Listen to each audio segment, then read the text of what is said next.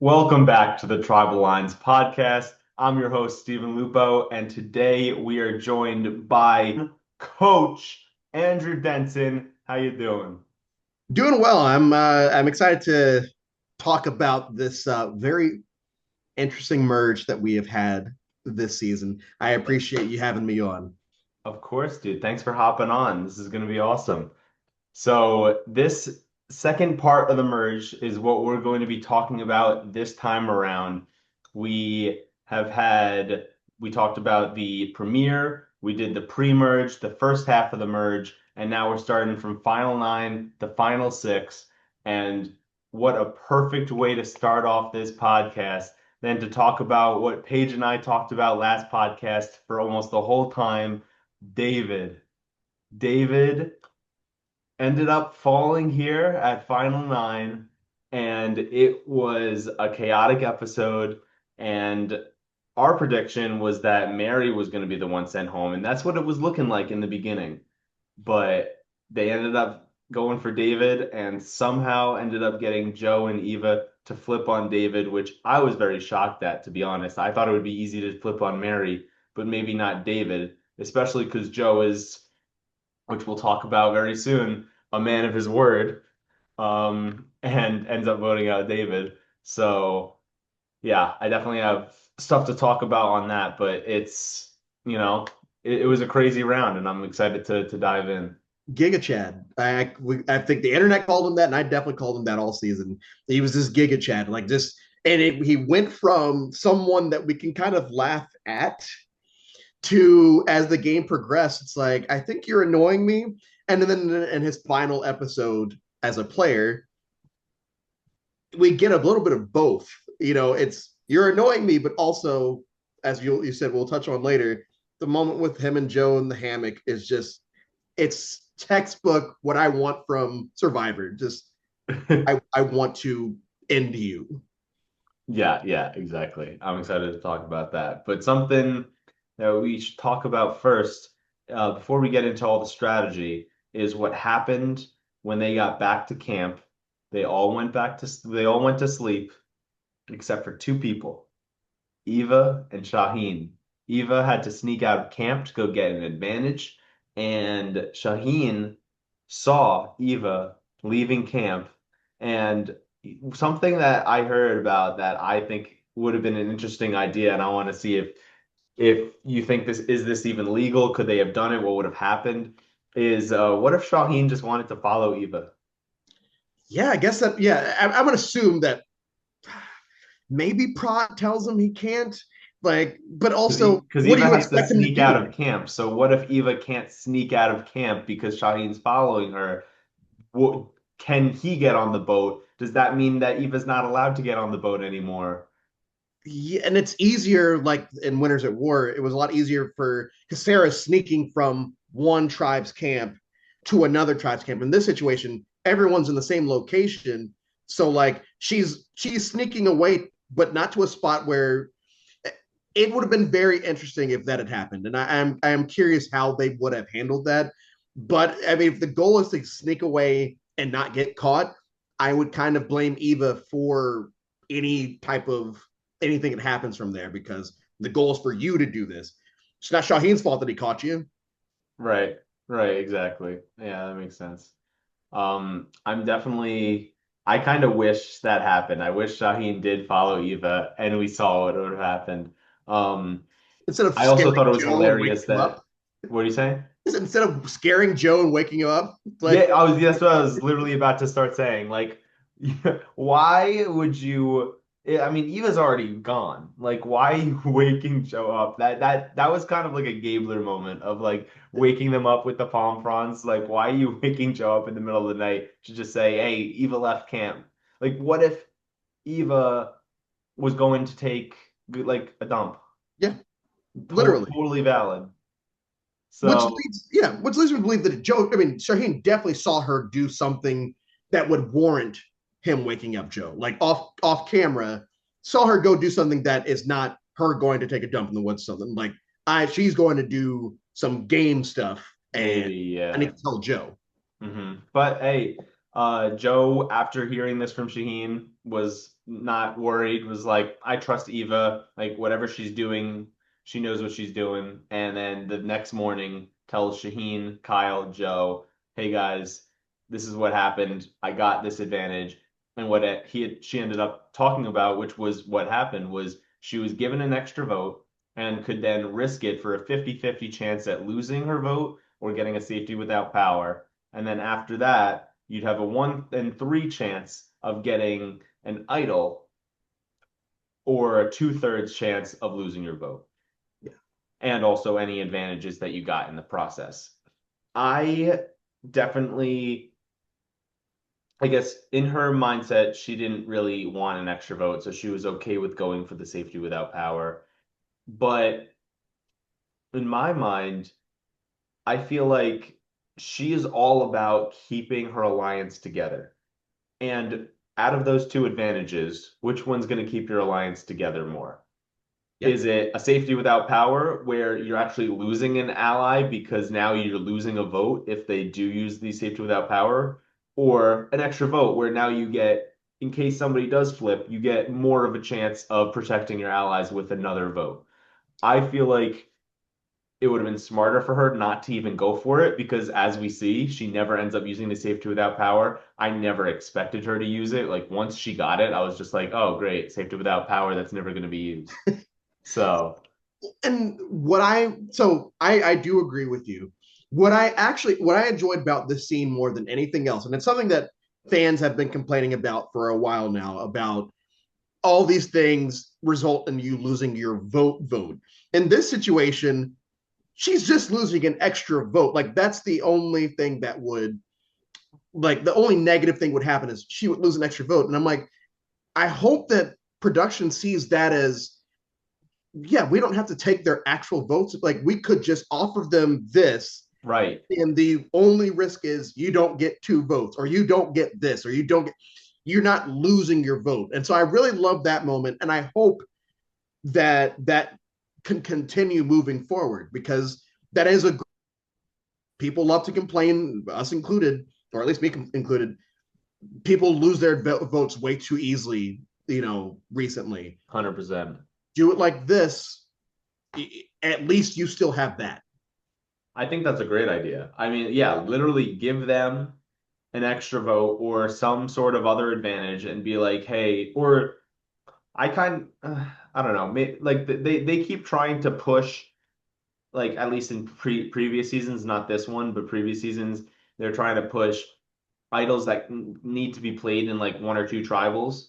What if they did that where it was like kind of like what happened, I think, what was it, in season 47?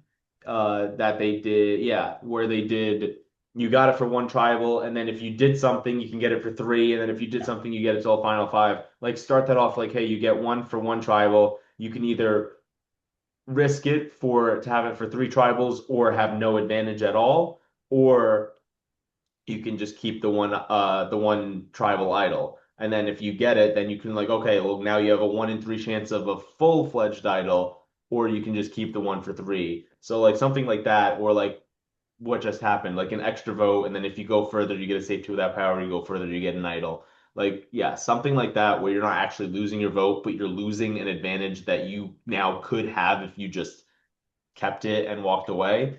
I Exactly. think that is one, more exciting, and two, it allows people to keep their votes. And that's all that, like, my biggest qualm with post 40, I would say. I know people have, mine is just stop taking people's votes. I'd be content with anything else. Just stop taking their votes and we're all good. And I'm actually I'm kind of okay with getting their votes taken, but it needs to be minimal. Like how it's a possibility that three people could go on a journey and all three lose their vote. Like I think it should be all three of them go 1v1v1 and the loser loses their vote. Second place, nothing happens. First place gets an advantage. I feel like that should be a new twist that they put in. So someone's going to lose their vote, but not all of them. And we're definitely going to see an advantage out of it instead of just seeing a complete failure because nobody could roll a dice Yeah, it's a correctly and waste of was a forced to segment. do it. It's a waste of a segment. Like, why did I just watch that if all that happened is, oh, they don't have votes? Well, that sucks, and that's definitely not going to come back to harm anyone later, right? Like, yeah, Right. and in Yahtzee, in a game of chance where you can't strategize that. You can, and so you losing in Yahtzee and you lose your vote. It's like, okay, that's not really. I hate using this word, but it's not fair. It's not fair. Yeah. No, that makes yeah, it's really not. I hated that specifically. Like the one where Justin went home, that was just terrible. Like the rolling of the dice to this and you were forced to play and rolling of the dice decided on if you lost your vote or got an advantage. It should you should I feel like losing your vote is perfectly fine if you could have every single journey to lose your vote, but if you're gonna do that, give them the opportunity to walk away Yeah. but make it so juicy that they don't want to walk away. That will make Yes. it more exciting. If it's just like you get an extra vote or you lose your vote or you keep your vote and then you're like, "Oh, I'm just going to keep my vote." Like that's not as exciting as a bigger advantage. Yes. I Also, agree. I want to see the inheritance advantage back because Yes. it was given once to Sarah in 44 and then she was voted out with it like right away. We never got to see what it What it could have been. actually could be, but I know from when I saw Sarah get it, I was like, oh, this is a powerful advantage. So I want to see that be played. Yeah. It's like a better knowledge is power. Yes. And that's the thing. It's like if you're gonna continue with this excessive usage of twists and advantages and everything, at least like use them in a way that it's still compelling. And we're not asking a lot. We're just asking for these things. And this Hmm. has been a problem since 31. Like this is not even a new era. Like they've been throwing advantages at us since 30, 31. And it just new era, it just kind of just became even more somehow. Right. Yeah, exactly. Um, all right, so now that we're done talking about Eva, let's talk about the man of the episode, David. He is still throughout the entirety of the first half of the episode, still annoyed at the fact that the strong six did not want to vote out Camilla, wanted to vote out Chrissy instead. I'm still shocked at how David was so dead set on Camilla. I feel like Chrissy just kept coming at Joe, David, and Eva and saying, like, we need to get you guys out. And Chrissy was going after David specifically, like wanting to target Joe, but was like arguing back and forth with David about this alliance. And David's still upset that they voted out Chrissy. Like, I thought it was really silly. I think Chrissy was absolutely in the move there, but David was just so dead set on Camilla that he's still upset about all of it. And he after the fact is still constantly talking to Joe specifically now after this episode and saying that he thinks Kyle and Shaheen are working together with Camilla and they may not be loyal to the strong six, but Joe is also working with Kyle and Shaheen, so and kind of Camilla. So he doesn't really want to do anything like backstab any of them. He wants to bring them with them because that's part of his alliance, and he wants to just keep this information in the back of his mind. Um, but even David kind of was right, at least in terms of Kyle and Camilla. The she and Shaheen wanted to work with Camilla, but I thought it was silly that David thought they were working together because the round prior, Camilla just tried to get Shaheen out Yes. in right in front of David. So I thought that was a little far-fetched, even though it was kind of true, but only on Shaheen's side. Um, Ruined any possible plan of getting them out or at least keeping them at arm's length by what you really wanted to talk about is telling Joe, someone whose word means everything to him, that he broke his word. Yeah. And Joe kept saying that he didn't break his word. He could never break his word. He's incapable of doing that. When in reality, Joe is breaking his word episode after episode after episode and consistently saying that he is a man of his word. And while I love Joe so much, um, and honestly wouldn't be upset if he ended up winning this season because he's such a great guy and he's playing such a great game. I don't like people who are so obviously lying and deceiving and saying that they're 100% honest the entire time. Yes, Like it's the coach thing. it's like Mike Turner, how It's the Mike he Turner thing. literally played an amazing game, but would refuse to say anything other than he was loyal to everyone the whole game. And then no one respected that because they wanted him to come in and say, I lied to all of you and outwitted all of you, and he didn't. And then Marion ended up winning. I think Joe is the same way in my head. However, I think he possibly could do that at the end and still win because everyone's been perceiving him as the most obvious biggest threat of the game when Mike Turner was just like the slight threat over Marianne going into Final Tribal. I think Joe could win if he makes it to the end and still says that he's been super honest and he just won't get some jury votes from the people who think he's full of it. But it could also come back to bite him if he does do that at Final Tribal and makes it there. Yeah, my I've talked about this a lot. The Mike Turner sitting at Final Tribal and him having almost a coming to Jesus moment of him realizing this jury hates him not because of anything other than he's been preaching one thing and doing the exact opposite. And you can see it click in his head when he realizes, oh, I actually have been lying. Like I'm fully convinced that Mike Turner thought he was actually doing that the entire thing.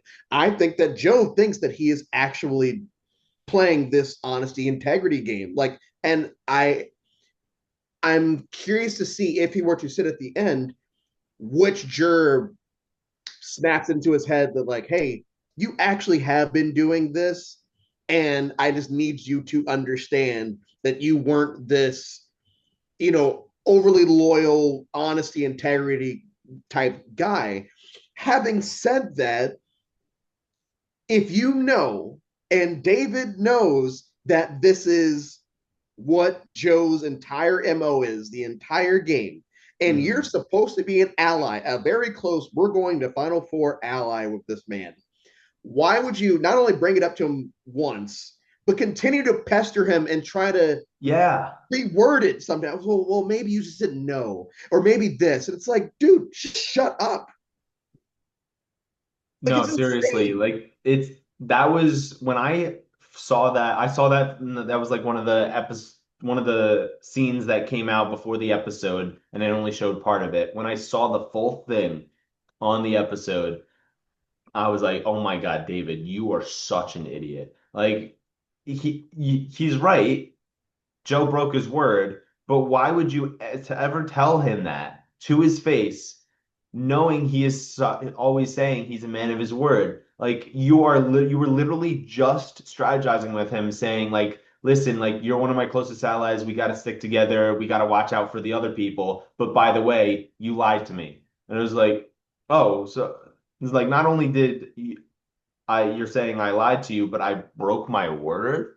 Like, are you kidding me? Yeah, And you're antagonizing probably the leader of your alliance, even though you think that you're antagonizing this man, and you're not reading the room. Because I believe that it was shown in real time of Joe sitting there staring off into space as David talks to him. It's like if you just look at his eyes, you know this man is being annoyed by whatever you're saying right now, and you're still just not taking a chill pill, take a step back. My bad. It's just let me just continue to double down.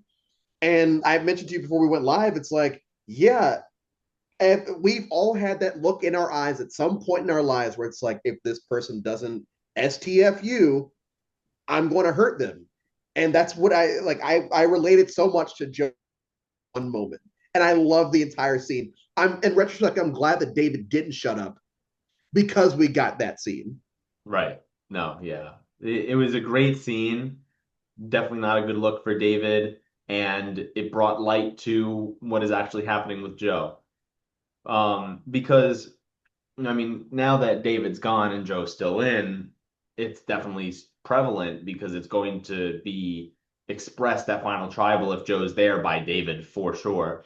Um, he said he was going to vote Camilla, and he decided to change his mind when he told David that he was going to be writing down Camilla's name. That was him breaking his word. And then he ends up voting David out when the only thing, like, I understand if you give your word to someone and they completely break your trust by legit targeting you and trying to get you out, then sure, I get it. But all David said was, "You broke your word." That is not expressing, "I want you out." It was actually the opposite. Right before that, he was literally talking about how Joe is one of his closest allies. We have to stick together. We have to watch out for the other people. And then Joe was like, "Okay, well, because of this, I'm so annoyed by David that I want to vote him out." Like, that's not loyalty at all. That's breaking your word. Yep, So which David's is definitely going to fine. have something to talk about that Yeah, because he said the final five, the strong five, he was bringing to the final five. And so if you give someone your word like that, and like I heard in an exit interview from David that Joe literally said to David, I think he might have swore on his kids or something that he was never going to write David's name down. And then he did not at the end, but at final nine. So I don't know. I love Joe's game. I really don't want him to pull a Mike Turner at the end because uh I think it's weak. I think it's Survivor, just like Chrissy said, you're gonna have to lie and deceive and manipulate, and that's the game. And Joe is doing a great job at doing that. But if he's saying I've been loyal and honest this entire game, if he says that, I hope he loses. the only way that I'd be cool that if he says only to Eva. Eva was the only person that I was ever 100% never. If he says that and says, "Hey, I'm sorry, but yeah, I did do this," that's fine. But I only want to hear loyalty when it comes to Eva, because as an audience member and as a player, you see that that is true. Like he's never going to turn on her. hmm Um, and so yeah, I right now for me it's Joe and Camilla that I'm kind of rooting for, but I need Joe, like you continue to say, we need Joe to sit there and like not Mike Turner it up and not coach it up, but like coach was never going to win that. Not Mike Turner it up because that's you feel bad watching it because you see them have that moment of just like, oh man, I actually was lying. It's like, yeah, you were. Yeah. It's all right. It's all right that you are. hmm Yeah. And David being still so bitter about Camilla not going home is making Kyle and Shaheen specifically not trust David. Like originally, David is saying like, "Oh, like Kyle and Shaheen, they're gonna make a move on us. Like I don't know if we can trust them." But they weren't going to make a move on David until David started bringing this stuff up. And then this made them think, you know what? We probably should make a move on him if he is still this upset and this weary of our relationship with Camilla. And so they're like, okay, we don't want to go against the strong five that they agreed to. So let's get out Mary and weaken David. And so that's their plan to take out his little minion in Mary. And but David loses immunity, barely loses immunity to Joe, which was so crazy. It looked like David was for sure going to win. It looked like Joe was about to fall. And for Joe to win that, that was honestly awesome. I loved seeing that. But David losing and being so upset and then Mary having to console him. Kyle's confessional was so messy. Pretty much It, insinuating that they're a couple. Oh my God. yeah, that was weird, but knowing the context of what had been happening, it's like, yeah, I can see how you would perceive that. Yeah. Yeah, I would say that one of the positives to the season are the challenges. I've really enjoyed, especially the merge, like where the merge has kind of been a slog for the challenges, and I hate challenges. I've looked forward to watching the challenges this season And I think that's, they haven't done anything super different, but they've been compelling. I've enjoyed, even though it's been a steamroll by one person in particular for the most part. Hmm. I've enjoyed watching them just to see. It keeps me invested, and I can't say that for every season when it comes to the challenges. Right. No, it definitely does. There's always a lot of good showdowns. Um, and I keep being conflicted almost every immunity challenge because I love seeing one player just dominate challenges and get close to a record because I like watching like records being broken. But at the same time, I wanted every single time for Joe to eventually get voted out because I wanted to see a move being made. I didn't just want the majority to keep going. And then every single time a move was thought about being made, it was against Joe. So I'm thinking like, okay, like when are they going to vote out Joe? When are they going to vote out Joe? And he would just keep winning. And then we'll talk about this later, but when Joe finally loses, they don't take out Joe. Um, but yeah, that's the good and bad thing about these immunity challenges. Like I'm rooting for Joe to lose, but I'm also rooting for him to win. Like I'll be happy either way because there's a chance for a move if he loses, and if he wins, he's that much closer to an immunity record. So Yeah, I honestly I want him out before the end of this game, but if he wins one more challenge, he ties the record for the most immunity wins by a man. So I think I think he's probably. I think he's going either to do it. way, one of the two is going to happen. He's either not making it to the end or he's making it to the end with a record, is what I think. I don't think he's going to lose the next two and Well, still and make it to potentially he could break it if he goes 5-4. Like he could, he and could, that yeah. Imagine he goes 5-4. Yeah, he could literally break it, get six. At that point, I mean, he'd have to have a terrible final tribal to lose. yeah, you can't, as someone that doesn't respect the physical aspect, whatever. I mean, I Six don't either. challenges is six challenges. Like six challenges is hard because it's never happened before. And if Right. you're doing it basically, he's basically done this all in a row. Like there was a gap there, but like it's basically just been steamroll through these immunity challenges against people that like he's not out there against schlubs. Like there are some athletes out there. Eva Hmm. is a former college hockey player. These people can do things. Um, and so, like, yeah, it's a testament to because that in that case, he would have played a great social game. He would have played a great strategic game if he can admit it, and he would have played a great physical game. That's the three things of the three pillars of Survivor right there. Yeah. I mean, he's not the greatest strategic player. I mean, the strategy of we're gonna get all the people together and we're not gonna stray from it, except for if someone pisses me off. It's a sound strategy if it works, and it has If worked. you're up against the right person, I guess, because I think if he's up against Eva and Mitch, what he's for sure the best strategist. But if he's up Yes, against Kyle or Camilla, they yes, have the strategy over him.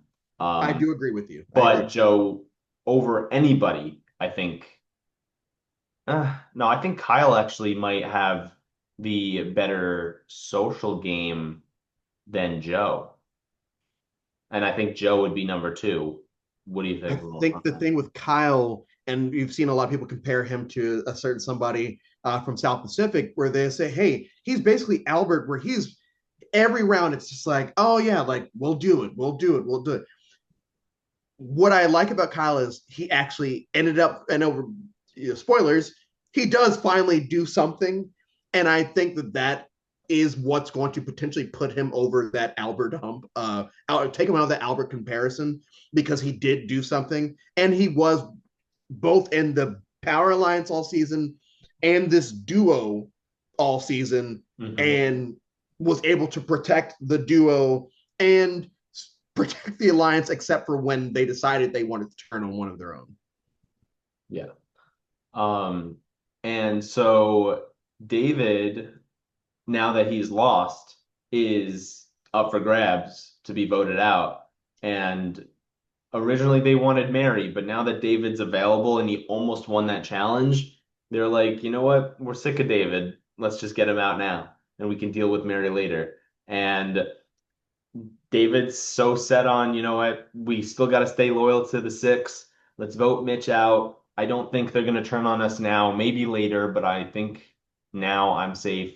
And it backfires for him, leaving Mary blindsided, David going home, and Joe and Eva here were the swing votes. Whoever they voted for was going home. And Eva just felt closer to Kyle and trusted Kyle a little bit more than David. And Kyle was like dead set on voting David. So Eva was like trying to convince Joe, listen, like Kyle's gonna vote that way. I feel like we should go with Kyle. And Joe was angry enough at David to be like, Eva, you decide for us. I'll do whatever you want. But at Yep. the same time, if you're gonna let Eva decide, she might decide that you need to break your word, and you can't be saying that anymore that you have are sticking by your word. So Oh, David, the gift that gave all season, for better or worse, starting from, hey, I live in a trailer on my dad's front porch or front lawn because of my girlfriend, and I love milk and all of this, and my girlfriend dumped me if I don't win the $1 million, to everything that happened in this episode, and then something that happens 2 episodes from where we're at right now. oh It's just my God. it's just the gift that gives, whether you like him or not. Yeah. Yes. Oh God, I can't wait to talk about that. That was so cringy.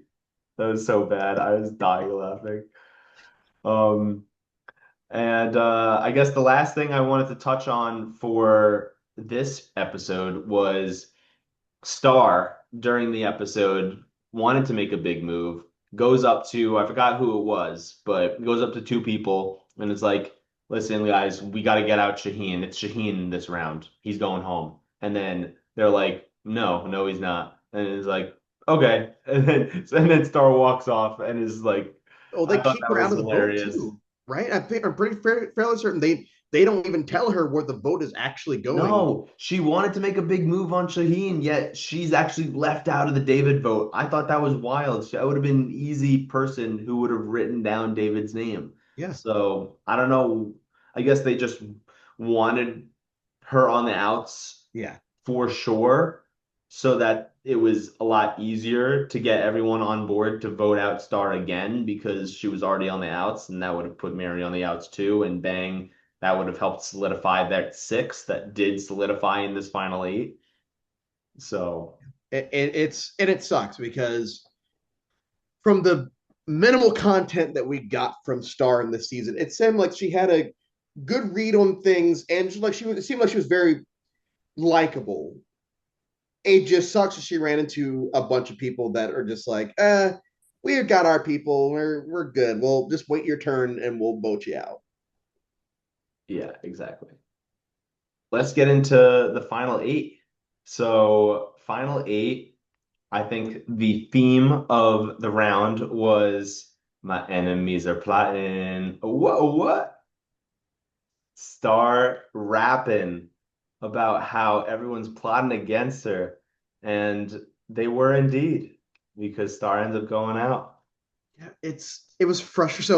So, for reference, I went to St. Pat. You would know. I went to St. Pat's for a watch party for Yeah. this episode. I realized, hey, I hadn't been in a bit. Let me take the trip out. And it was funny being around Survivor fans because you see who people were vibing with. And Star was someone that was almost universally loved in that bar, and that place was packed.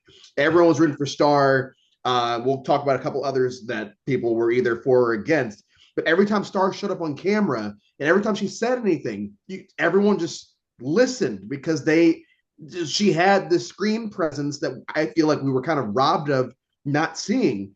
Mhm. But yeah, it was very apparent from the jump, basically, that she was probably going home this episode. Yeah, the fact that she was just so under edited for someone who has such a radiant personality like herself, and whenever she was on screen, she was always funny, but like you'd barely see her on screen. Um, I knew it was probably her time. I wouldn't have been shocked if Mary went. I knew it was going to be Star or Mary because I knew Star was going out this episode or next episode. So if it was Mary, it would have been Star next. If it was Star, maybe it wouldn't have been Mary next, which did make the final seven a little bit interesting. Um, but yeah, Star, also another thing about Star, which was ridiculous, is how do you go on Survivor not knowing how to swim? I mean, it happens. It Mitch happens all the time. literally teaching her. That's the only content we got from them. I think that episode. Really, the only fun content we got was Mitch teaching her to swim on in the sand. Yeah. Um, and then I guess Mitch had like I think Mitch had a confessional where he's like, "Oh yeah, blah blah blah," but he's also not vibing with Star, and it's like, what is this? You know, you need her, right? The plot of this episode is maybe we'll get rocks. No, no, it's just falling in line. Yeah, it would have been nice. It would have been nice to get rocks, but Mitch, I I feel like Mitch should have made a move if Kyle was down to make a move with him. And I think Kyle was really hesitant, not only because he didn't want to betray Joe and Eva and Shaheen, and also didn't want to betray Camilla. So he was like at a crossroads. But also the fact that Mitch wasn't fully on board, then Kyle would now be the one possibly going to rocks. And I think if Mitch was on board, Kyle might have, or he might have flipped on the revote to not go to rocks. So I think there was potential if Mitch was down, but Mitch was not down because Mary and Star had literally just written Mitch's name down last tribal, so he can't trust them long term. But Yeah, at the same time, you got to think you should realize from all of the tribals that have talked about this strong majority that you have not been in the majority, that you just this round created a final six with them.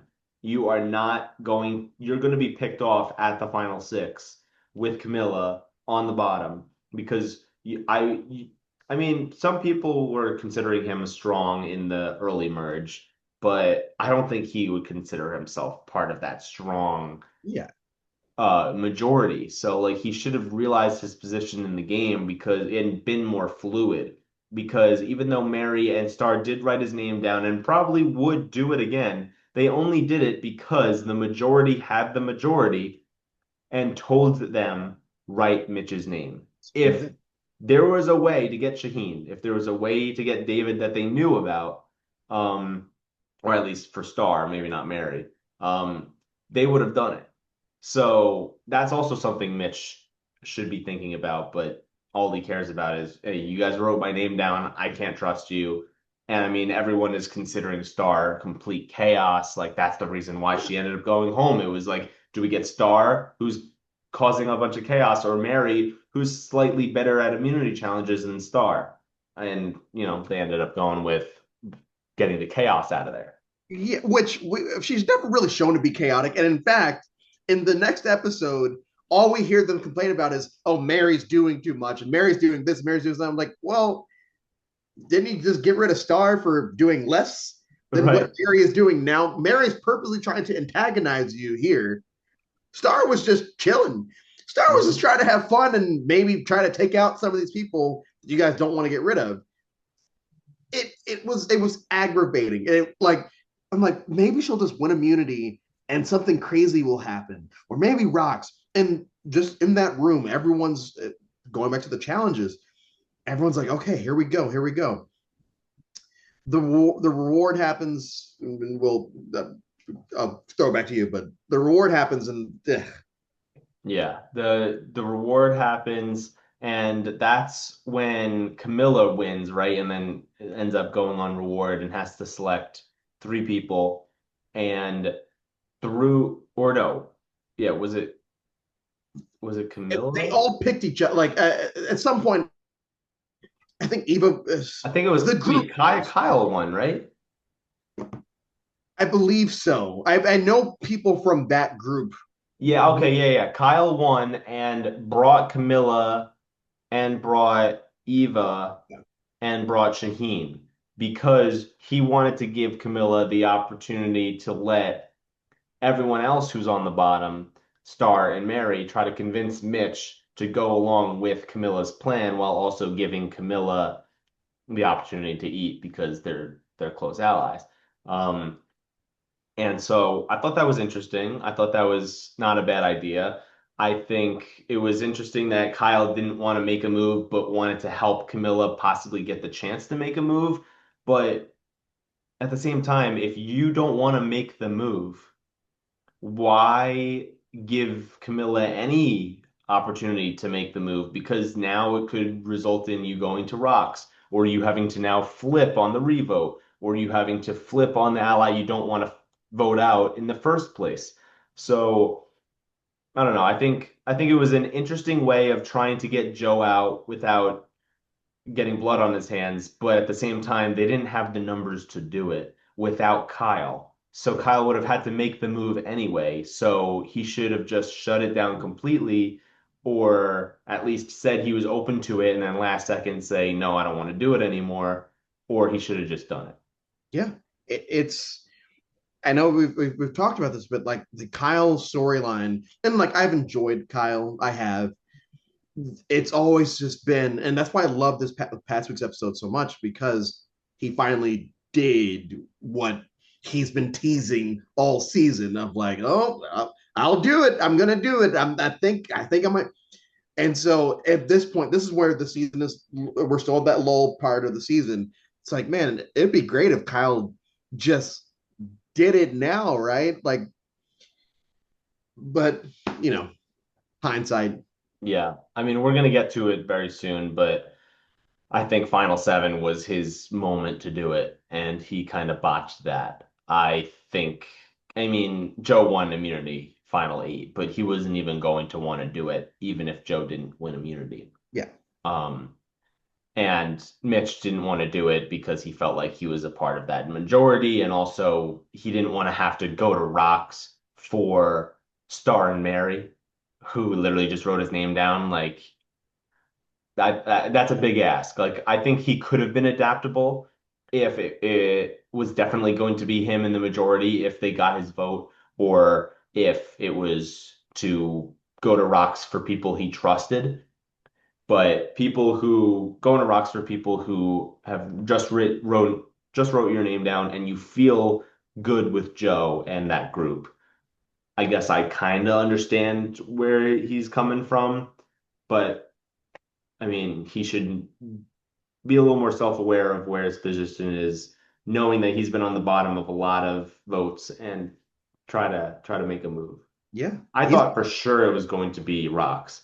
Like yeah. the fact that I saw a confessional of Mitch saying, I why would I ever trust them? There's no way I'm going to vote with them. I was shocked that he wasn't even considering it. Like he barely considered it. He did a little bit, but like seemed like it was just he was just saying that for the confessional.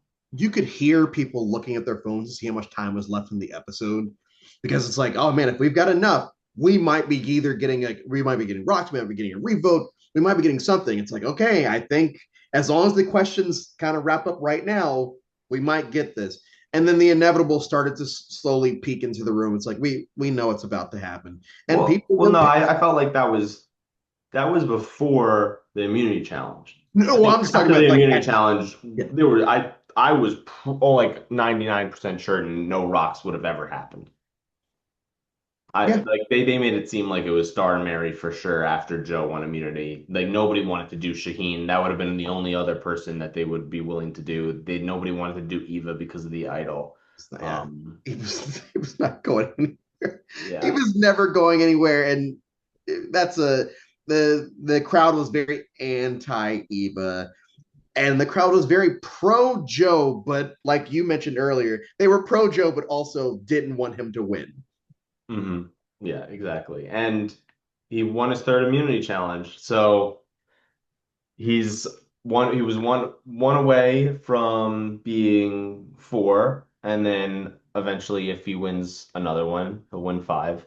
And but his fourth win did not end up becoming uh in the final seven. Ended up being in the final six. In the final seven, we got Camilla barely beating Joe.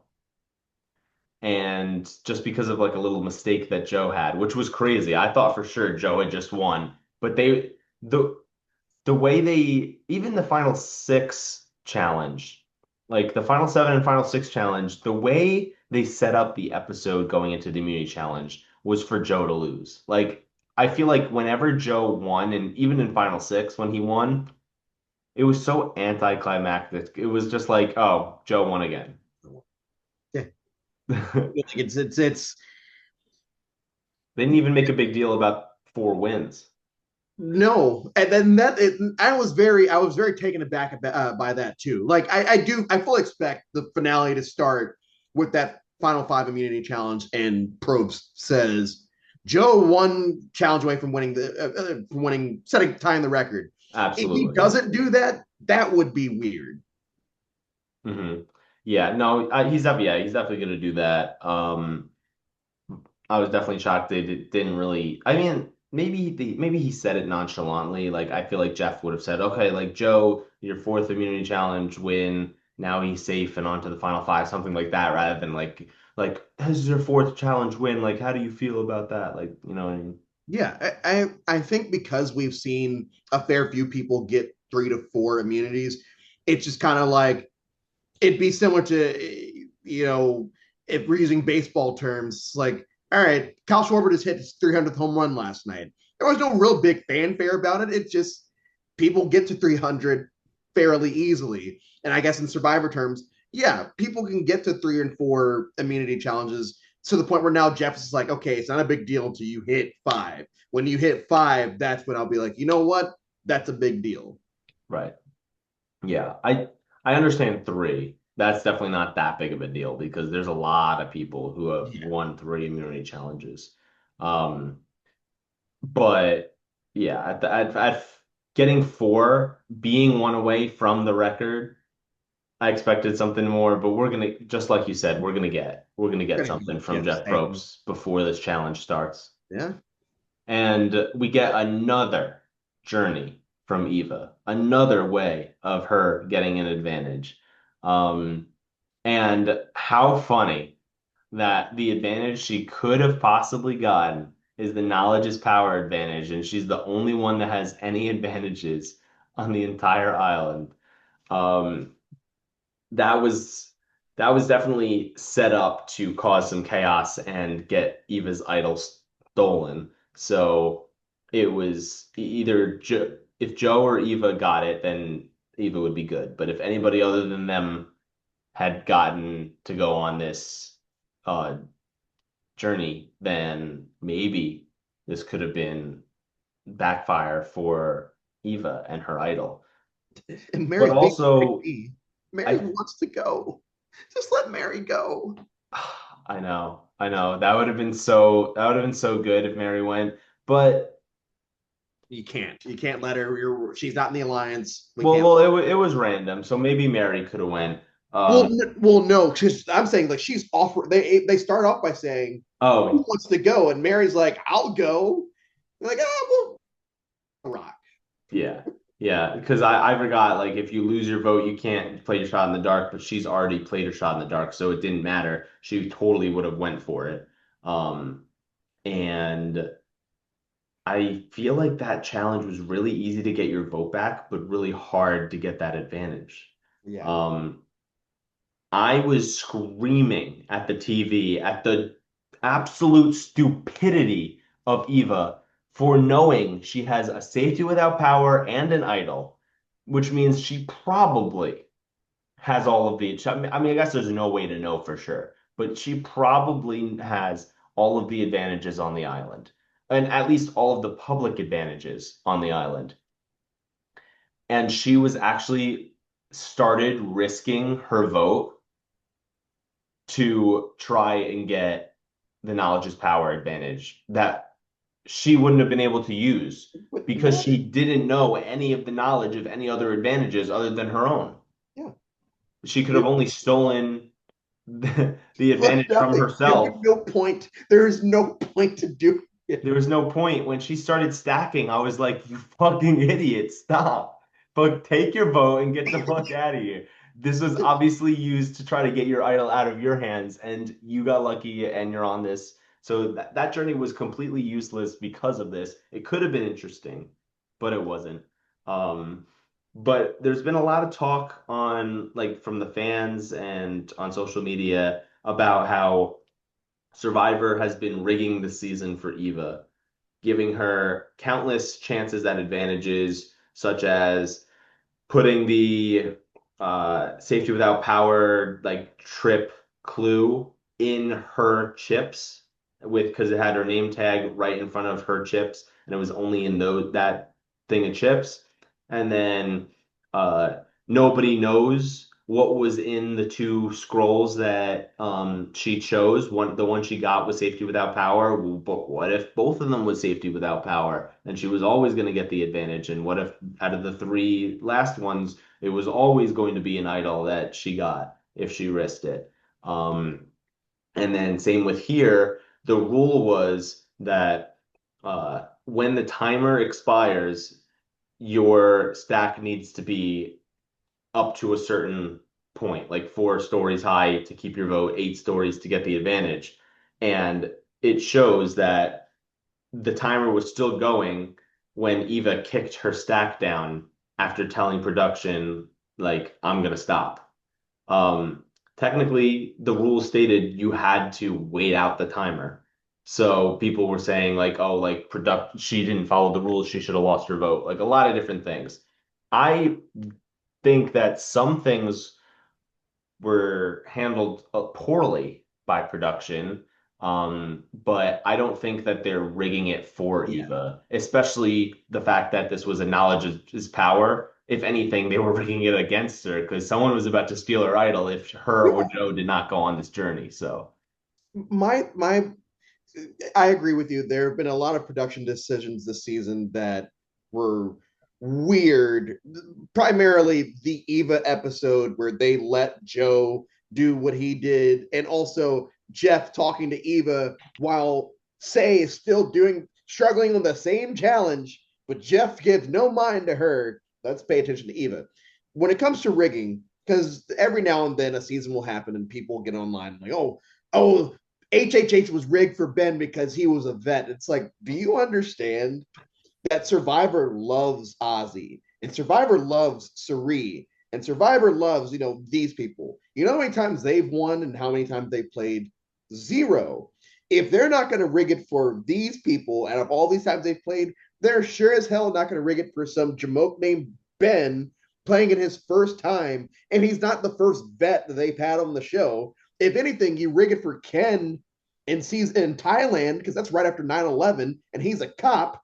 You rig it for him.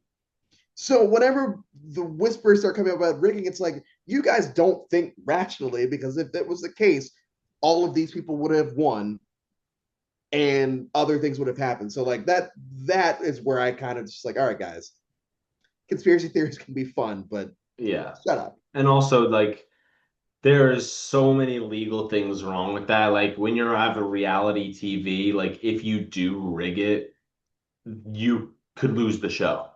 Yeah. If anyone finds out. If there's like one person on production that thinks they can make millions of dollars off ratting out Survivor, they might do it. And so I don't think that there's any sort of rigging with anything. However, I do think rules are rules, and they should not have let Eva do that. They should not have let Eva kick over the tower before the timer ran out.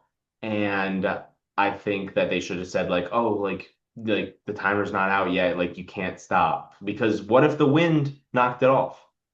It could have been windy that day, and then you lose your stack right before the timer goes out and you lose your vote, which is my what I have a problem with in terms Okay. of that. Like wind could have totally knocked it down. Yeah. Um, but I mean, she did say like, "Hey, I'm gonna stop." So like that production was like, "All right, like why waste camera time?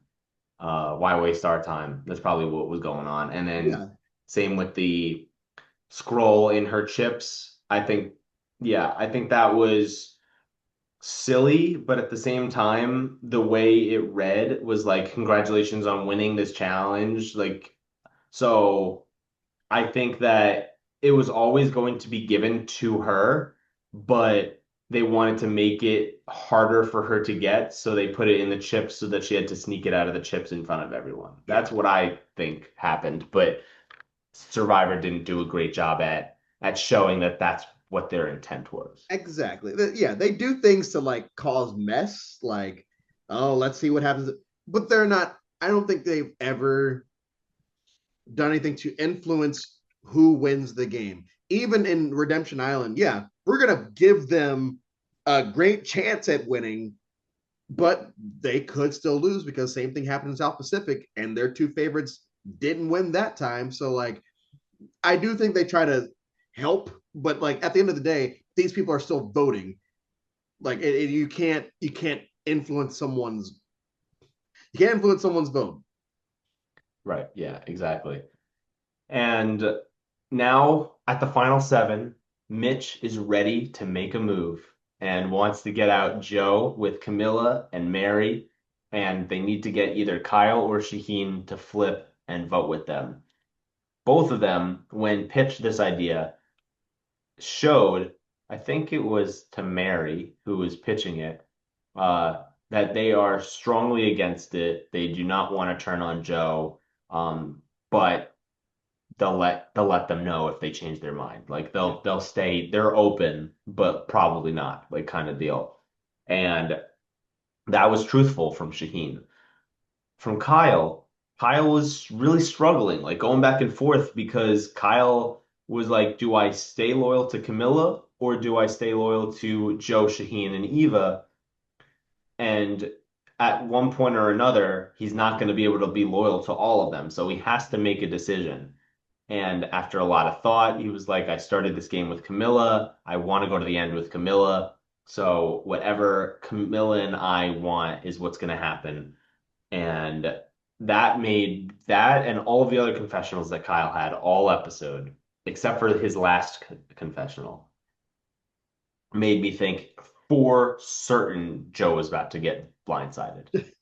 Like I was so certain until I hear the last confessional from Kyle, where I think he said uh, he's ready to make a move, but is it the right time? And I'm like, oh, so it's not going to happen. So this is all a ruse. It's just one big red herring. Every Kyle confessional is just a red herring. This is, psych. It's just Mary. It's just Mary going home. Yeah, that was the easiest vote ever, and they just really wanted to just they wanted to spice up the episode, and they do a good job. There probably wasn't really much talk about get. Honestly, I don't even think there was more than maybe one confessional of Kyle saying, "I'm gonna turn on Joe and Yeah. get him out this round." I think it was more so, I've decided I'm going to be loyal to Camilla. I think that was like mainly the talks. And so we're thinking, oh, well, Camilla wants Joe out, so that means Kyle's going to vote with Camilla. But apparently that just means like you are my end game and let's do what's best for both of us. And Kyle probably swayed Camilla in like the direction of we should wait one more round. Um, which they do. So I with guess, yeah. but with that tribal, we get the moment. We get the moment of the season, the meme uh, of Yes, yes, we do. of Giga Chad, aka David. And I don't know about you, but for me, when it happened, it's funny at first, then it becomes annoying, then it's just, dude, just what is happening? Like, why is he still standing up? Like, it's over. Uh-huh. Yeah, him standing up after Mary got voted out with the patriotic hero music playing. He's flexing in his muscles the entire time. You can see he's flexing. Production constantly going back and forth between Mary and then David. I think for Mary's walk to the to get her torch snuffed, usually whenever someone gets voted out, it's almost like 75% the person walking, 25% the people sitting down, almost never showing the jury. This was like two-thirds of the time David, not even the jury, David one third of the time Mary actually walking to get the torch snuff. It was so funny. Everyone's reactions. Camilla was laughing. I think Star Star was was dying. Cedric, I don't think Cedric even knew what was going on. it's like it and it's Chrissy was like, "What is this guy doing right now?" whose man's is this? Yeah, That's what it is. It's like, where did you come from? Like, as in that moment, I'm like, she didn't dump you because you didn't win. She dumped you because you're weird. Because that's a weird thing to do. It's a weird thing to do, and he I he takes himself too seriously, and we've seen that happen during the season. And in that moment, it's like he thinks it's still about him. yeah. I when I saw that, I just couldn't stop laughing. I was dying laughing at the end. And for a time that I should not have been dying laughing because I had picked Mary for my survivor pool. So I realized I was out of the running. I couldn't win the money. And yet, instead of me being upset, I was just so dying laughing at David just standing like that. And the memes, the reaction videos of other people seeing it for the first time, like Tegwith seeing the reaction video. She's a TikToker. I don't know if you know Yeah, her. Yeah, she her reaction video got me. That was so funny. And just everybody's reaction video. It's and the yeah, like the memes out there. It's too funny. it's one of those moments that once again it's like, yeah, I know that people have kind of been whatever with the season, but like there are these moments that keep happening. It's like, you know what? Y'all sitting here saying this is worse than Island of the Idols in Thailand have clearly not rewatched those seasons recently, because this season is just dull, but only dull for like about a 4 episode or point. This is like Ghost Island or HHH or like any of those seasons. It's just like a season that happened. You don't get these types of scenes in Thailand and Island of the Idols. You hate watch those because you're so uncomfortable. You don't get David in a tank top like staring down people like, "Hey, I'm asserting my dominance." And I hope he does it during Final Tribal. That's the only like, because oh man, it's just gonna be great. Yeah, he's gonna stand up and be like, "All right, like good, congratulations, all three of you, but honestly, Mary deserved it more Yeah, than all of you. So did I." yeah, dude. Yeah, that that's hilarious. That's totally gonna happen. Another thing with the final seven that I want to bring up was Joe's paranoia. That was honestly ridiculous. Like he was getting voted by Mary. He was told by Mary that, "Hey, I'm voting you, Joe," and started freaking out, thinking, "Oh my God, Mary, if she has an idol, I'm going home. So should we put a vote on someone else? Should Joe put a vote on someone else?" Telling this to the majority of the people that he could have even thrown a vote on.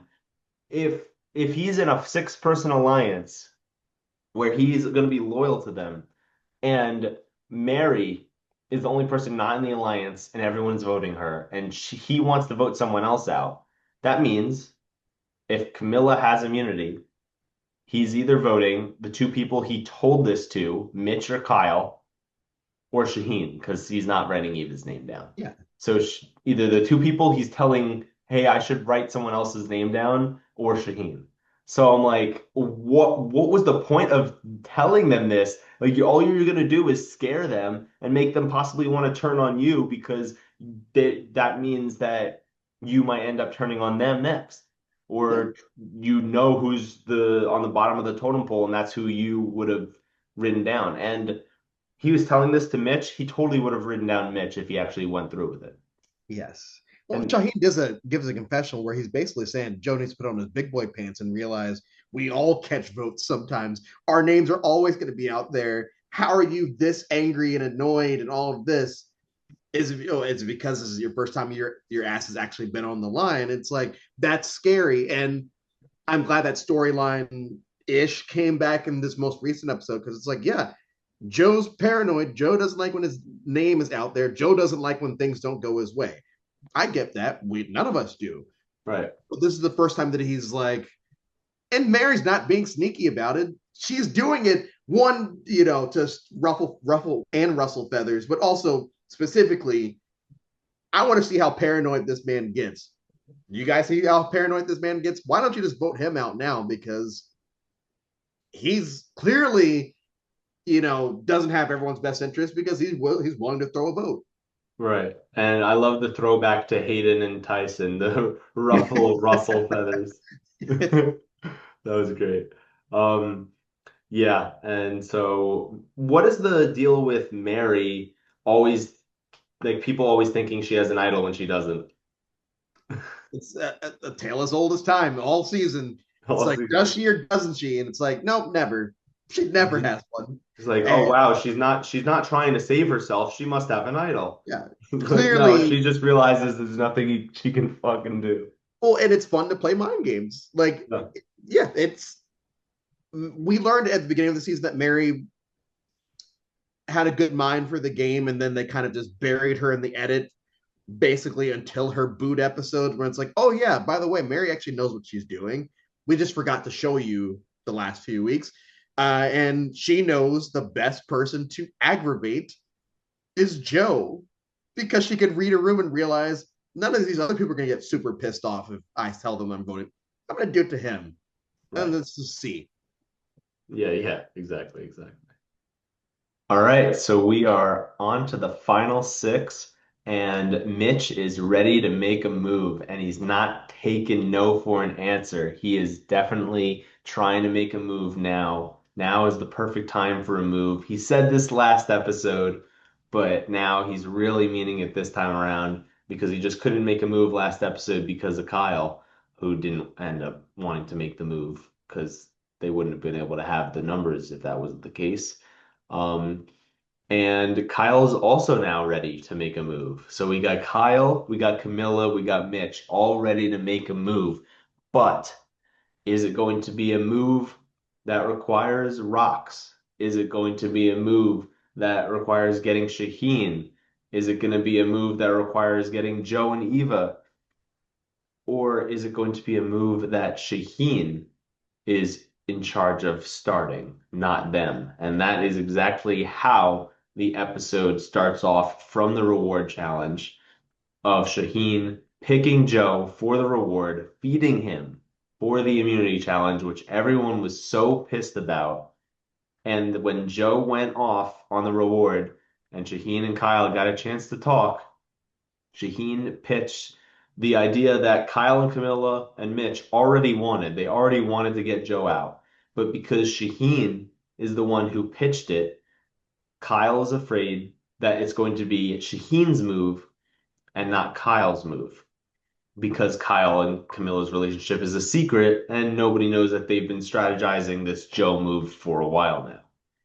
So as a result of this, he's like, you know what? Instead of giving Shaheen this move, let's get Shaheen out and weaken Joe and Eva by making them turn on Shaheen when it was actually not necessary for their game and it was better for Kyle and Camilla's game. It's I personally think it was much better idea to go after Joe, but it was Shaheen's idea, and Kyle did not want to be at the end and not have a move that he can solely claim for him and Camilla. Um, so I guess I understand that. And Shaheen was very confident that he would win the game if he made it to the end. yeah. Now, even though he was in a good position, I still feel like Shaheen had the third best chance of winning, maybe even fourth. But He I, if he sits at the end with Eva and Mitch, that's where everyone at this point is like, if you yeah. sit at the end with Eva and Mitch, you're probably going to win. If you don't sit next to Eva and Mitch, it becomes like, okay, it becomes a toss up. So yeah, Mhm. he there is a chance he wins. Yeah, and I think he was definitely blinded by Kyle and Camilla in terms of their games. Like he felt like he was only focusing on can I beat Joe? If yes, I can beat anybody because Joe is the front runner to everyone else.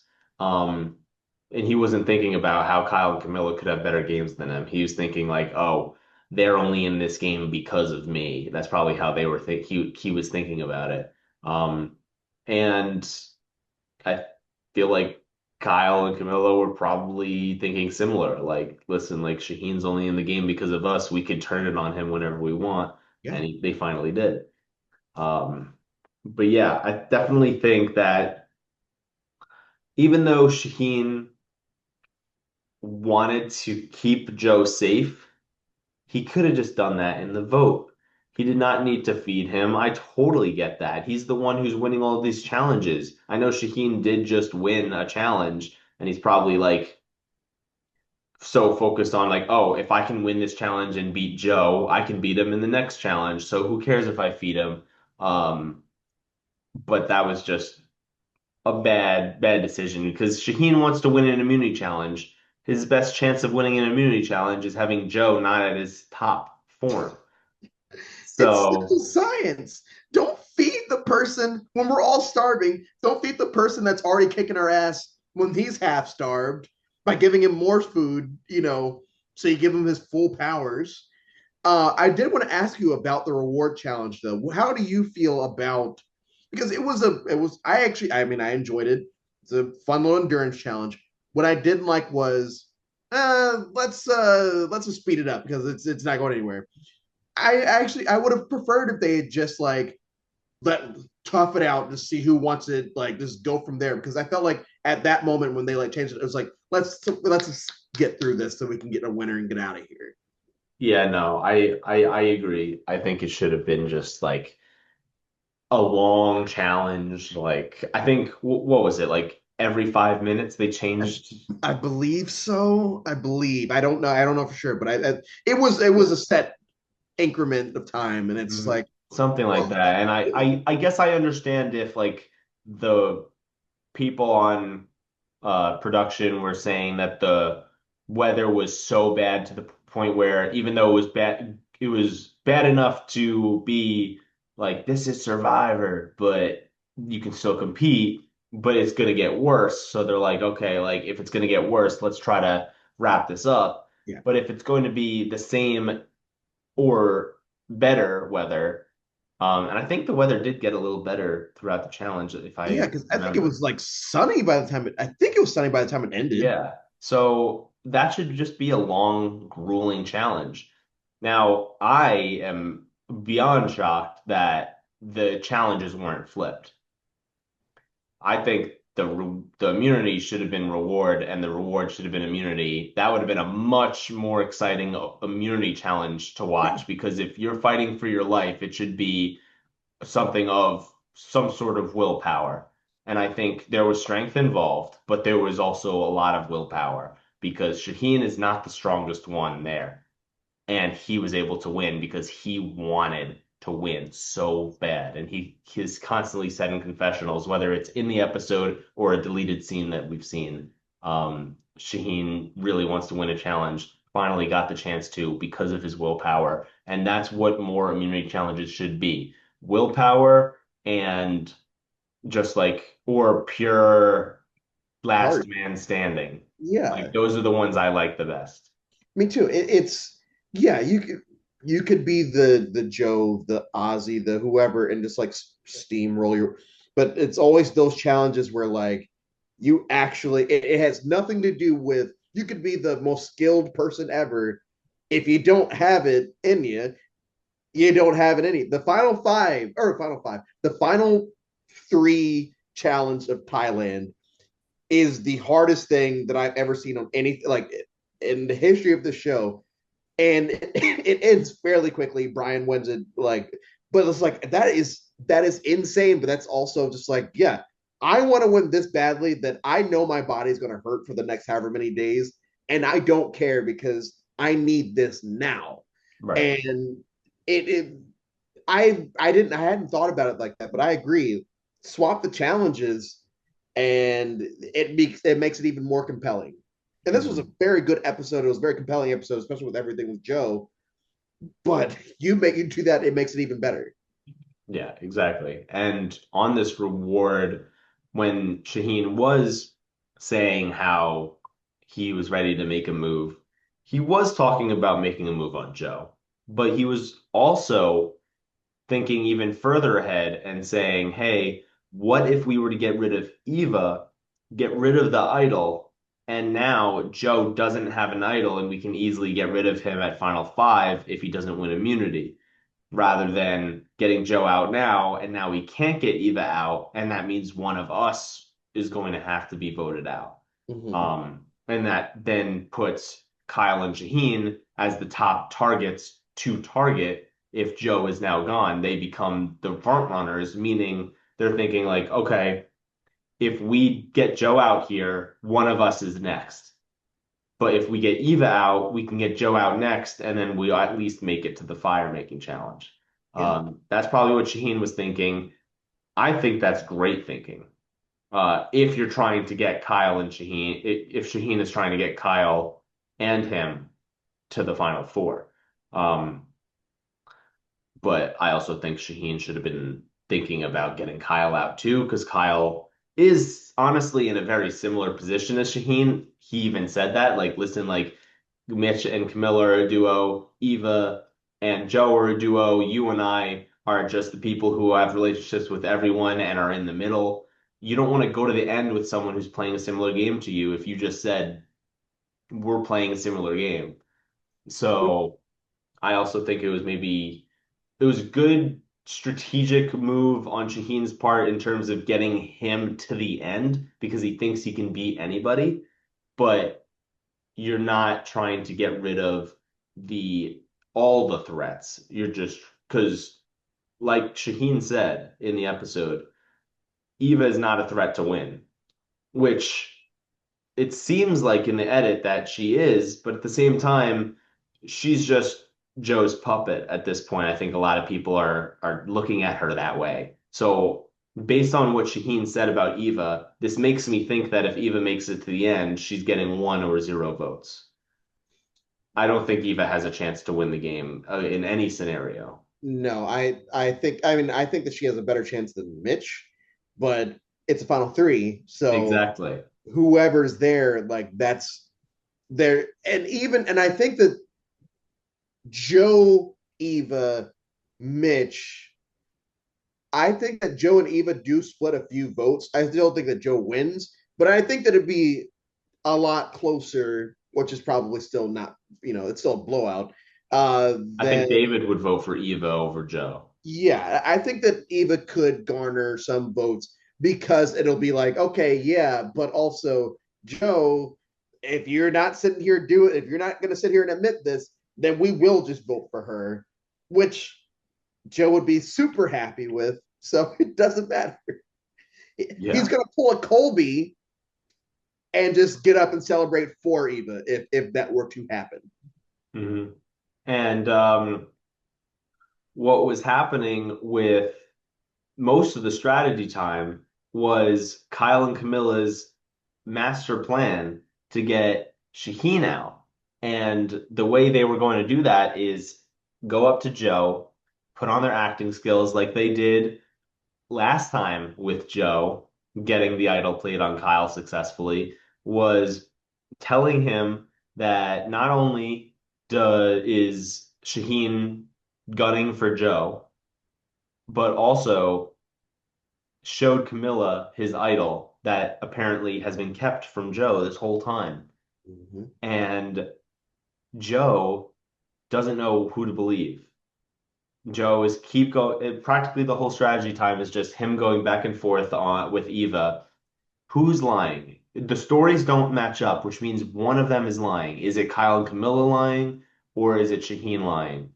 And again, this happened.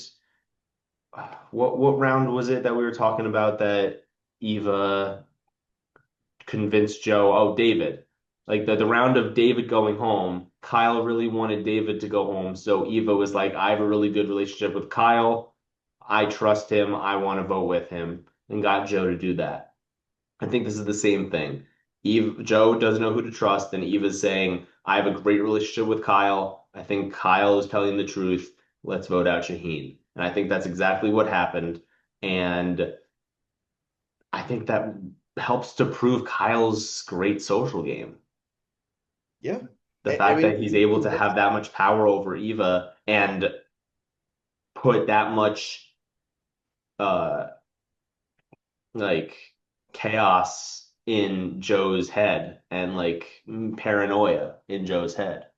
which we've already, like we just discussed, how it is very easy to mess with him in this game. And so, yeah, you take you two who have been waiting for weeks to do this. You finally do it, and Shaheen, he's more pissed off at Joe than anything else in the moment because he's like, well, it goes back to what he was talking about last or I think an episode beforehand. Where it's like, yeah, Joe gets very paranoid when this, that, and the other, and now he's angry at Joe, and everyone's not looking at the fact that these two not only have been doing this for most of the game, right? You know, but now Kyle, you brought the duos up earlier. Kyle and Camilla are a duo that I feel like their games are separate enough that they can sit there and talk and never really bring. I feel like both of them will try to claim this one move as their own, but like they have other things that they have done that it won't feel like they're just regurgitating what the other person is. Yeah. Yeah, and I think that yeah, they're a duo that played together secretly, which allows them to have different games because the jury sees their games as different when they see their games as similar. So when they combine the jury's perspective of their game with their actual reality, that will still differentiate their games enough compared to I guess a Joe and Eva, but I feel like you can kind of differentiate those games a little more because Joe is way more out there as a threat. I feel like there are other duos that have played together that are a lot harder to differentiate. Um, I mean, I guess this is not a great example, but it's a recent example, D and Austin. Like it's pretty obvious that D was the front runner of the two, but they almost tied the vote Yeah, because they were a duo that did most of moves together except for one, which was the Julie vote. yeah. Other than that, they pretty much did everything together and the final five vote, but that was just ridiculous. Um, so I guess that's different than maybe the Joe and Eva, where it's so obvious if they end up going to the end together, unless there's a huge bitter jury against Joe, Joe's probably winning over Eva. And it all So depends on that third spot in that final three. and then we've talked about it at nauseum here, but like, and that bitterness would probably come from Joe David, not owning up. Oh, that did come from David, but Joe David and not Chrissy. owning up to. Yeah, and Joe not owning up. Yeah, exactly.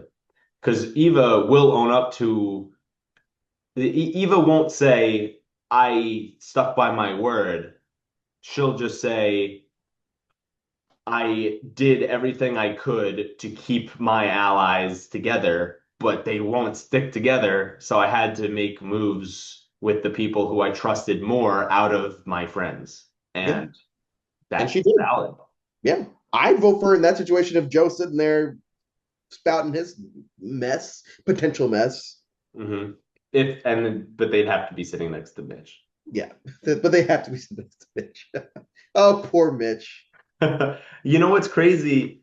In the beginning of this season, I was so adamant about Mitch and Eva have no chance of winning because of their story. No one's going to want to sit next to someone like Mitch, like someone who stutters through the whole game and is able to make it to the end and still make moves. And then Eva, who comes out as having autism, and people are like, oh my God, like somebody with autism is able to make it to the end and play such a great game.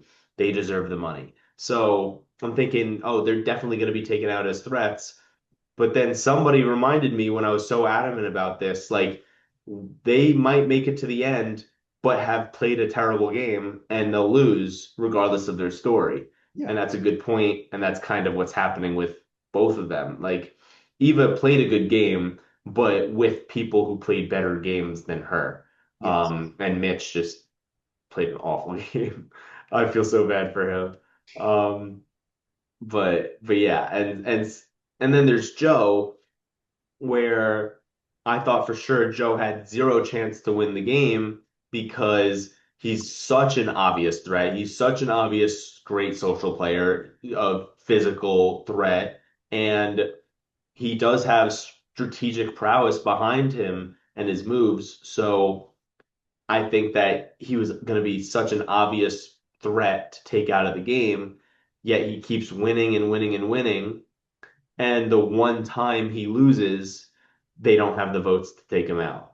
Yeah. Um, so I guess those three people are here at the final five who I thought had zero chance to win, but now, Have a well, 20% no, it's to two. I win. thought two of the, I thought one person had no chance of winning. Two of them had a great chance of winning, and now it's the opposite. The person who I thought had no chance of winning has the best chance of winning, and the other two who I thought would win has no chance of winning in my eyes. But Kyle has always been my either winner pick or backup winner pick every single episode all season. So I really, really want him to win because without actually calling him my consistent winner pick throughout the whole season, I have always said either Kyle or and this person will win the season from the beginning. And so I really hope he does end up pulling it out. See, I was a Bianca person. And once Bianca went out, I was Or like, okay, I'm Team Camilla now. And I I think, and I know we're going to touch on it, but like, I think there is a way that she could do it, and it's not just sitting next to Mitch and Eva. I think that she could pull something out and win it there at the end. But it obviously it's going to be a, especially with Kyle being a lawyer, right? Kyle's a lawyer. yeah. But that's when we're finally going to see. Everyone's always afraid of don't let the lawyer get to the end. We potentially will get a lawyer sitting at the end. Let's see how they do. Mhm. And I actually in the in the first episode of the season, I gave my preseason rankings of like who I think will win, and I thought a guy is gonna win the season. So I put my top three guys, one, two, three, and then my top three girls, four, five, six. And out of my top five people that I thought would win, four of them are here in the final five. Wait, no, three of them are. I have no, number one was um, Kevin, Okay. Rip Kevin. Number two was Kyle. Okay. Number three was Shaheen, and well, he was here in the final six, so he was close. Number four was Eva.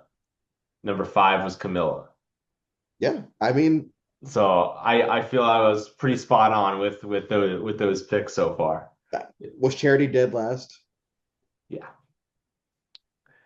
Well, no, Chrissy was dead Oh, last. Chrissy was dead last. Okay. Yeah, but Charity was very far down Yeah. Charity was the worst. Sorry. It's not a fan of Charity. there. Um, so yeah, most of the strategy time was like Joe and Eva going back and forth, but also a lot of the time of this episode was dedicated to Joe and his sister. And I thought that was a very emotional scene for Joe.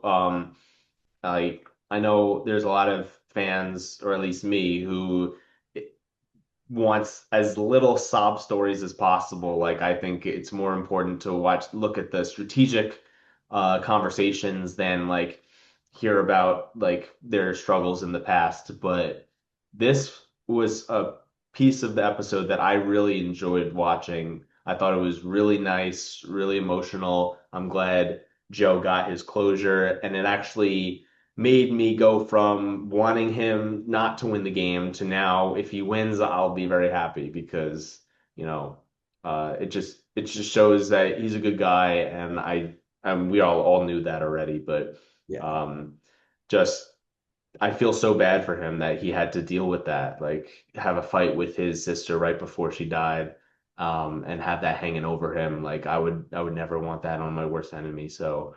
Yeah.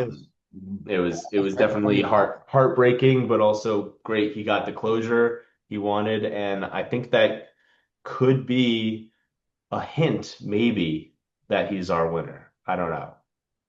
So from the beginning of the season, we've gotten every now and then Joe will have a moment where he shares something from his life, coming from the family that he came up with, and then we get this, and then we get this, but they spread it out. They don't just kind of throw everything like we don't get one big Joe trauma dump on us all season. Like we just get these pieces, and I think this was for lack of a better phrase, the cherry on top of like, okay, this is the big one because I'm sure he's been talking about this throughout the season, and they just haven't shown it. I think they showed it. I think they purposely showed this specific time that he talked about it as like a bookend from where we started with him to say, yeah, this his journey is complete here, which scares me in thinking, okay, well then he might go five. Next, he might go at He might five. go five because the story's over here.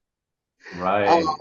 That's what I like because yes, it was. I mean, I love these moments, but just as someone that loves storytelling, it felt like such an ending that it's like, oh no, he might be done. Right. Yeah, no, exactly. So sometimes it's so obvious, but also it could be one side or the other. Like it could be he's winning, or it could be he's going home next. Yeah, Like you never know it. Like it's sometimes it's easy to read the edit, and sometimes it's so hard. Honest, and also hindsight's 2020. Sometimes you could be like, oh, I knew that person was I getting knew voted it. out because of this confessional. But then there's been times where, oh, because of this confessional, I'm so certain about what's happening. And then it goes completely the opposite way. And then I'm like, oh, wow, they really tripped me there. Yeah, there's So, only been two times in Survivor history where I've been able to watch something and be. It was Rachel last season, but then Tyson and Blood versus Water. The moment that Rachel got voted out, because it's like, oh man, they're showing Tyson crying.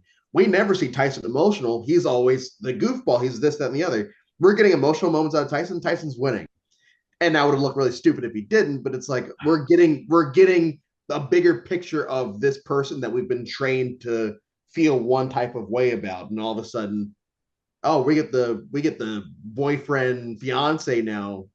Uh, so yeah, I this could be one big red herring or Joe wins. yeah. And it's also seeing this out of him and, realizing like, oh, maybe he does have a really good shot at winning, and starting to think about his game more than thinking about Kyle and Camilla's game, and Shaheen's, which I've been like more focused on. Joe is doing an amazing job. Like the fact that win or no win, there's never enough numbers to take him out is wild. Yeah, With him being like the biggest threat ever since Chrissy went home. Chrissy was saying, Joe is the mastermind. We need to get Joe out. And then every single round after that, he is either talked about as being the biggest threat, or is just known to be the biggest threat, but no one's trying to take a shot at him that round. Or somebody's trying to take a shot at him, but that they can't get the numbers to take him out.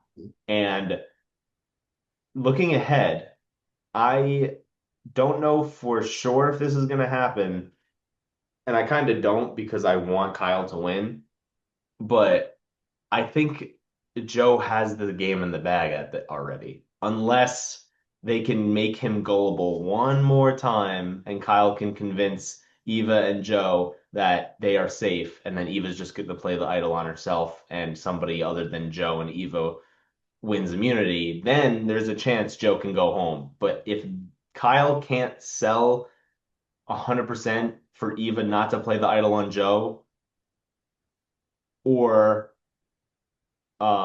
Joe and Eva don't win immunity, then I think Joe can go home. But if Joe or Eva wins immunity, and then I think they're guaranteed Final Four, and then I think they're probably guaranteed Final Three as well.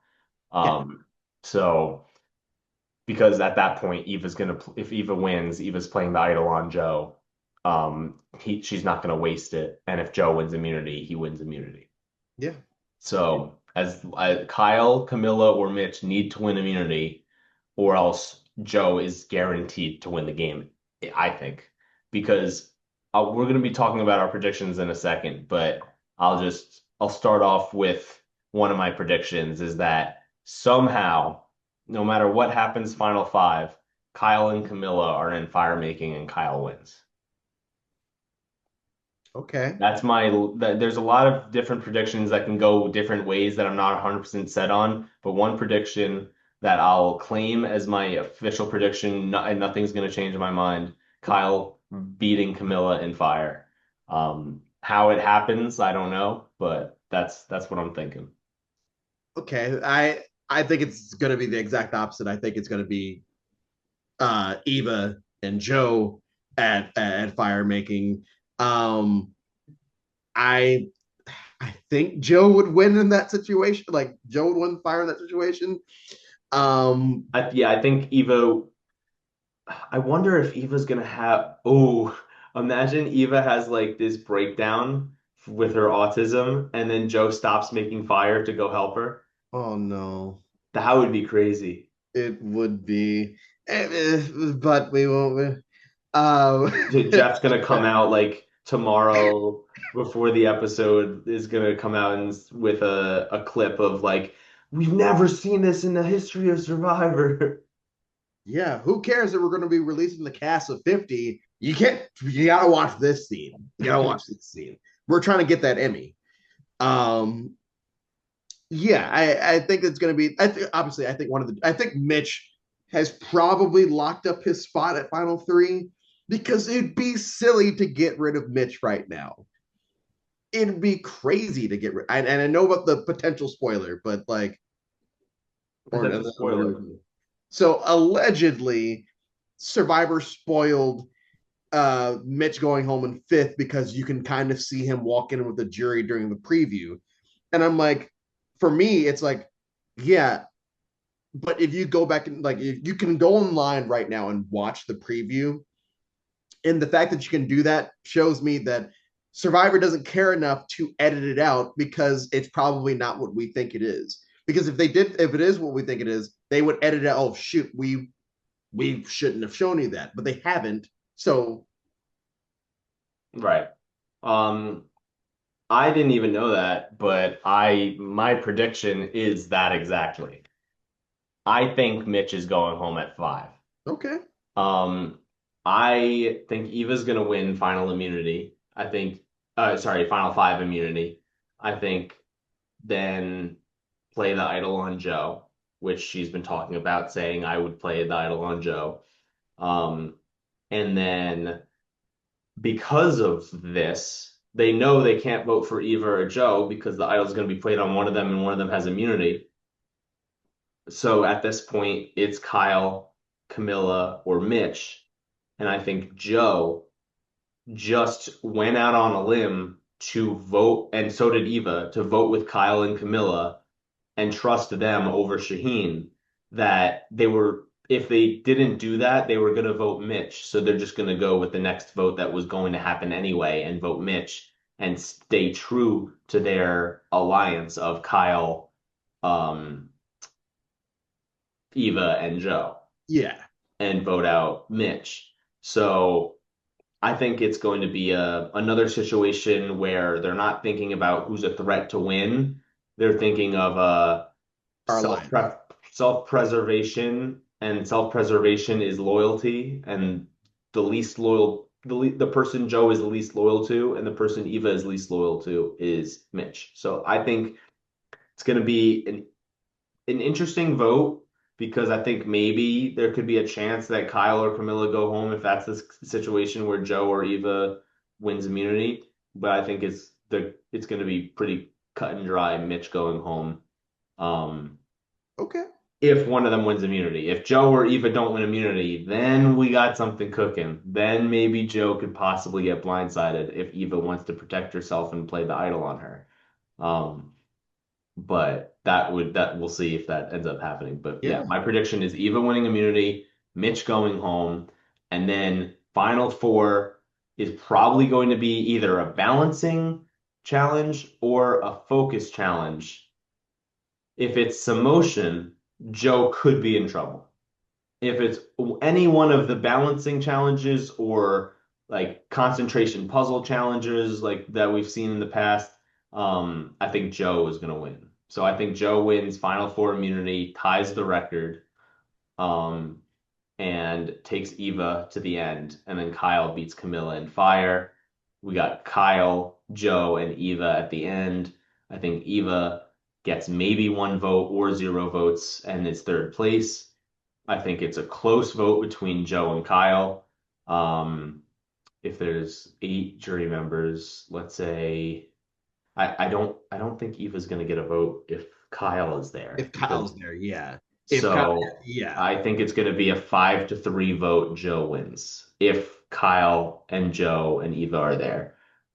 But Okay. it also could be a 5-3 vote Kyle wins if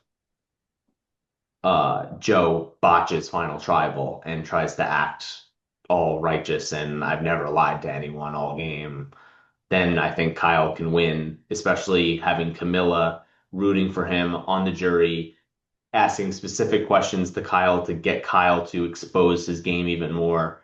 That could definitely help out Kyle. So I think that would be a very exciting final tribal, a Joe versus Kyle, two people who we're thinking Joe's definitely going to win, but Kyle's going to come out with some surprises and Joe's going to be shocked at those surprises, and so will the jury. So I think it could be either of them winning the game, but I'm leaning more towards Joe, but I want Kyle to win. So that's what I'm thinking. Joe, Kyle, Eva for Okay. second, third. I'm I'm very nervous for Joe's final tribal speech. I really am. I'm already dreading just like I already talked about with Mike Turner. I'm because Camilla's my winner pick, I have to have her there. I'll say Camilla, Mitch, and probably Kyle. Oh no, it can't be Kyle because I have the two of them at fire making. Okay, so you're a Kyle. We'll put Eva there, and we'll have Camilla beat. Wait, I thought, yeah, no, you had Joe and Eva in fire, right? Yeah, so let's say realistically Joe wins fire. So it's Oh, Joe, wait, but then who goes out at final five? Kyle. Then it'll just be Kyle. It'd be Kyle, and then the final three would be Camilla, Joe, and Mitch. Camilla can sit there and say, "Hey, I wasn't actually on the like I knew about this big alliance, but it doesn't matter because I knew everything going on in this big alliance because I had Kyle and you guys never saw it coming, and we knew how to do this, that, and the other."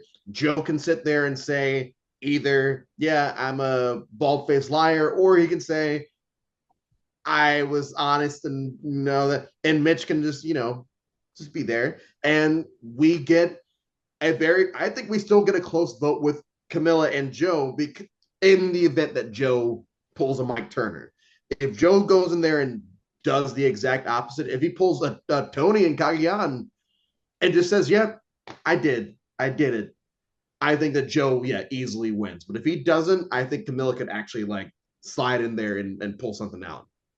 Yeah, I would love for a Camilla win. I also think she's played a great game. I've been loving rooting for her. So honestly, if any of them win other than Mitch and Eva, I'd probably be happy. Cheers. Yeah, but yeah, it's gonna be very exciting to see how it all plays out. Andrew, thank you so much for hopping on the podcast. I've had so much fun recapping these last four episodes with you, making predictions about the finale, and can't wait to see what happens. Yeah, thank you so much for taking the time to do this. It's been a fun little journey down memory lane of the last 4 weeks, I guess. Mhm. It was less boring than I remembered it being this season. So I'm glad that I was able to shoot the shit with you, and I'm excited to see what happens with the finale. Yeah, same. And this was my first podcast with my new apartment. So we're in my new apartment that we just moved in, my amazing girlfriend and I, Lexi. So we're really enjoying the apartment and looking forward to more podcasts in this apartment. And also with this podcast, the Tribal Lines podcast this past Sunday that was the LRG Awards, and Tribal Lines podcast was nominated for Podcast of the Year. So I'm very proud of that, and we're gonna keep making these podcasts for you guys, and hope you guys are loving this content and keep watching to hear our Survivor analysis and predictions for the seasons. And we're going to be back with a lot more episodes next season.